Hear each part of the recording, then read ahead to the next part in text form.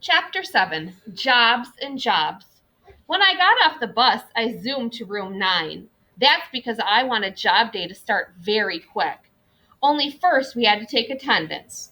And then we had to say, I pledge allegiance to the flag of the United States of America and to the republic for which it stands, even though I don't even know what that story is talking about.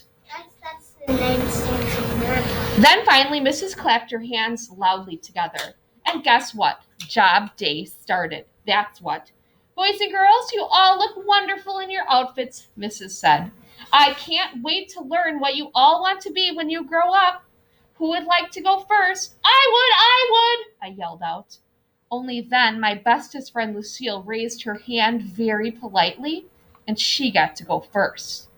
Lucille looked the most beautifulest I've ever seen her. She was wearing a new dress that her Nana bought for her. It was the color of pink velvet. And also, she had on shiny pink shoes and socks with bows and lace on them. Lucille's Nana is loaded, I think. Lucille went to the front of the room and she reached into a little bag and pulled out a sparkling crown with jewels on it. If that's Aurora, for sure. Yeah, Aurora. But she's only the one that has pink. She's the only princess I know. Then all of a sudden, room 9 said, ooh, except for not the boys. When I grow up, I'm going to marry a prince, she said, and I'll be a princess. And my name will be Princess Lucille. What? Then she put the sparkling crown on her head, and she looked like a fairy tale guy. Mrs. smiled. That's a lovely thought, Lucille, she said. I know, said Lucille. My Nana says if you marry a prince, you're set for life. After that, Lucille said her dress costed $85, and her shoes costed $45, and her lacy socks costed $6.50 plus tax. Then Mrs. told Lucille to sit down.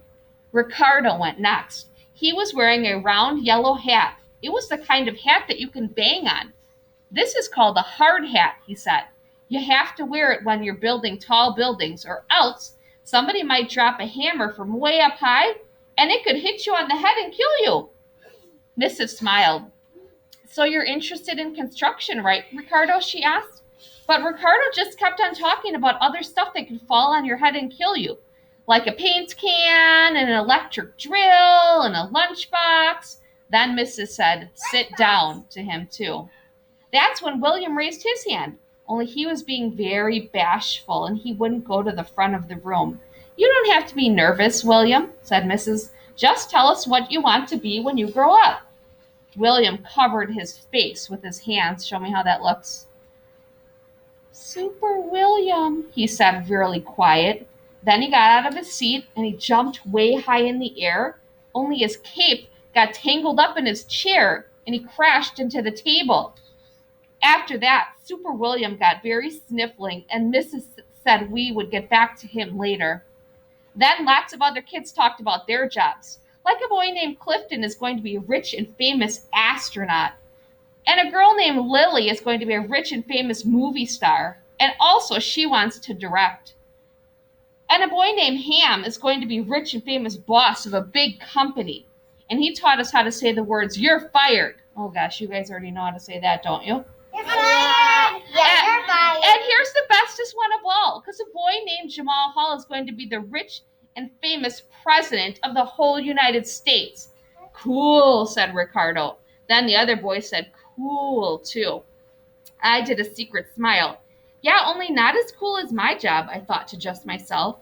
Then I raised my hand very polite, and Mrs. called my name. Oh, boy, I shouted, oh, boy, because mine is even better than the President of the United States.